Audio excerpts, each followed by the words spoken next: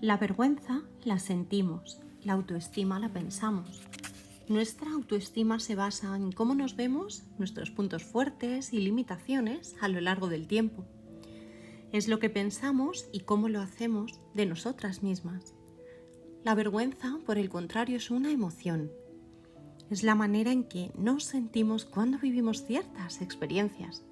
Cuando estamos avergonzadas no tenemos una visión de conjunto. Perdemos la perspectiva, nos resulta imposible pensar con precisión sobre nuestras fuerzas y limitaciones. Simplemente nos sentimos solas, expuestas y muy defectuosas. Mi amiga y colega Marian Mankin describió la diferencia entre vergüenza y autoestima de la siguiente manera. Cuando pienso en mi autoestima, pienso en quién soy en relación con quién quiero ser, de dónde vengo, a qué me he sobreexpuesto y qué he conseguido. Cuando siento vergüenza, me retrotraigo a ese lugar de insignificancia en el que pierdo la sensación de contexto. Regreso a un lugar pequeño, desde allí no veo lo demás. Es un espacio diminuto y solitario. Si estas historias no tienen que ver con la autoestima, ¿podrían simplemente estar relacionadas con nuestras compañías? ¿Tiene Susan una hermana malvada? ¿Es Kayla sencillamente la víctima de un comentario insensible? ¿Es un caso aislado la lucha de Teresa por la perfección? ¿Es el marido de Sondra el único problema? La respuesta a todas estas preguntas es no. Si analizas los 4 ejemplos referentes a la maternidad, el trabajo, el perfeccionismo y la expresión, verás que en estas guerras culturales la vergüenza es el arma que más se esgrime. Constantemente amenazamos a las madres con avergonzarlas por no hacer lo que es mejor para sus hijos o tomar decisiones egoístas o ignorantes. De un modo similar, la experiencia de Kayla refleja la cultura de la vergüenza que se ha apoderado de muchos lugares de trabajo en los que se espera que produzcamos y mantengamos nuestra vida profesional y personal artificialmente compartimentada para poder triunfar.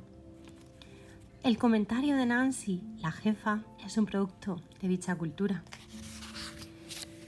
Si bien nos explican y deseamos creer que no somos nuestro trabajo, el mensaje de los empleadores, colegas y medios de comunicación contrapone ese bien intencionado adagio con un «eres exactamente tu trabajo», la forma en que lo llevas a cabo y la cantidad de dinero que ganas.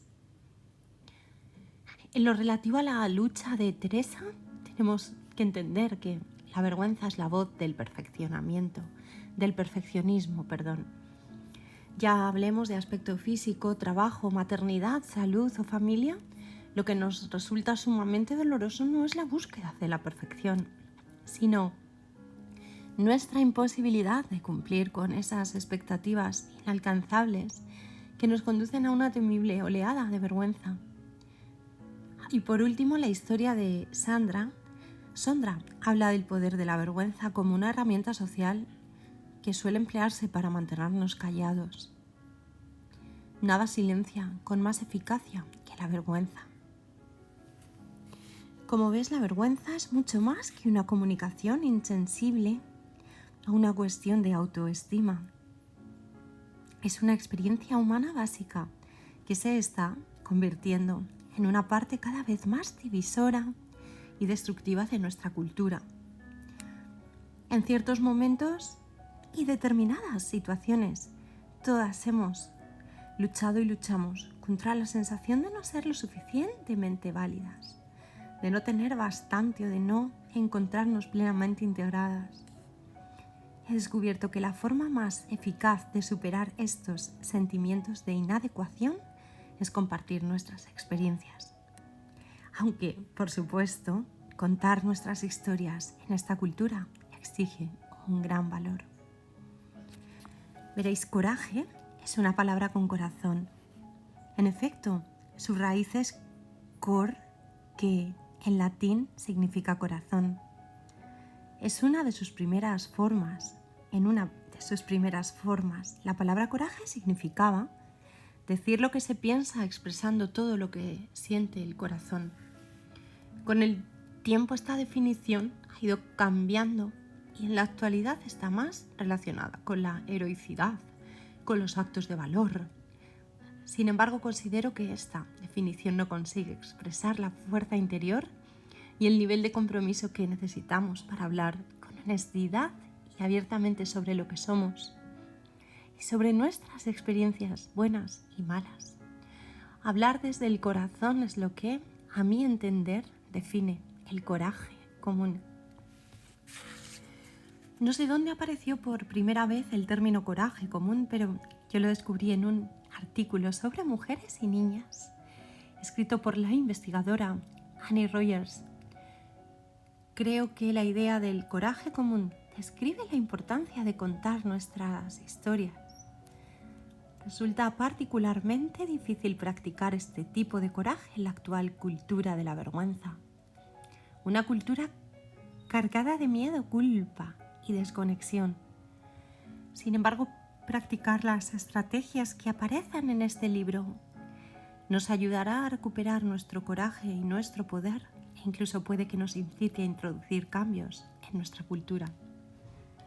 Pero para comprender de qué manera influye la cultura sobre la vergüenza, debemos retrotraernos a la época en que éramos niñas o jóvenes adultas y aprendimos por primera vez la importancia de caer bien, encajar y de complacer a los demás. Las lecciones solían ser impartidas a través de la vergüenza, en ocasiones abiertamente, en otras de forma muy subrepticia, con independencia de cómo sucediera. Todas podemos recordar habernos sentido rechazadas, disminuidas y ridiculizadas, todo lo cual acabó enseñándonos a tener esos sentimientos. En otras palabras, aprendimos a cambiar nuestros comportamientos, pensamientos y sentimientos para evitar la vergüenza. Pero en el proceso cambiamos también lo que éramos y en muchos casos lo que somos ahora. Lo que nos enseña a tener vergüenza es nuestra cultura, que es la que dicta lo que es aceptable y lo que no lo es. Desde luego, nacimos anhelando tener cuerpos perfectos. No nacimos anhelando tener cuerpos perfectos. No nacimos con miedo a contar nuestras historias. No nacimos con el temor a hacernos demasiado mayores como para sentirnos valiosas. No nacimos con un catálogo de una tienda de decoración en una mano y una deuda desgarradora en la otra. La vergüenza nace fuera de nosotros en los mensajes y expectativas de nuestra cultura. Lo que sí proviene de nuestro interior es una muy humana necesidad de pertenecer, de relacionarnos. Los humanos hemos sido creados para conectarnos, lo llevamos en los genes, en nuestra biología. De niños nuestra necesidad de conexión es una cuestión de supervivencia, pero a medida que pasan los años, la conexión es sinónimo de progreso emocional, físico, espiritual e intelectual. La conexión nos resulta crítica porque todos experimentamos la necesidad básica de sentirnos aceptados y de creer que pertenecemos y somos valorados por lo que somos. Pero la vergüenza rompe nuestra conexión con los demás. De hecho, suelo describir la vergüenza como el miedo a la desconexión, el miedo a ser percibidos como seres defectuosos que no merecen ser aceptados y desarrollar una sensación de pertenencia. La vergüenza nos impide contar nuestras historias y escuchar a otros contar las suyas. Por eso silenciamos nuestras voces y guardamos secretos por miedo a desconectarnos. Cuando oímos a otras personas hablar de su vergüenza, por lo general las culturas las culpamos como una manera de evitar sentirnos incómodos. En ocasiones oír a alguien hablar de una experiencia vergonzosa puede resultar tan doloroso como vivirla en carne propia. Al igual que el coraje, la empatía y la compasión son componentes fundamentales de la resiliencia a la vergüenza. Practicar la compasión nos permite oír la vergüenza.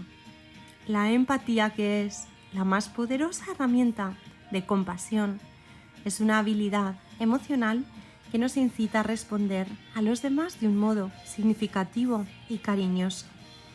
Es la capacidad de ponernos en la piel de otra persona, de comprender lo que él o ella está sintiendo y reflejar que lo entendemos.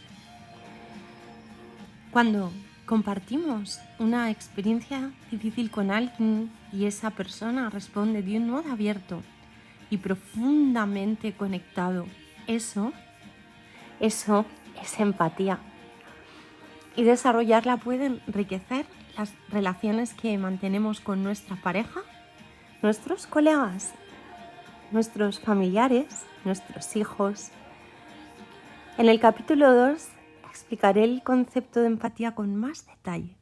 Aprenderás cómo funciona, de qué manera puedes ponerla en práctica y por qué lo contrario a sentir vergüenza es experimentar empatía. El requisito previo de la empatía es la compasión. Solo podemos responder de forma empática si estamos dispuestos a oír el dolor de otra persona. A veces creemos que la compasión es una virtud propia de los santos, pero no es así. Y de hecho, cualquier persona que sea capaz de aceptar las dificultades que nos humanizan, nuestros miedos, nuestras imperfecciones, nuestras pérdidas y nuestra vergüenza, puede actuar de manera compasiva.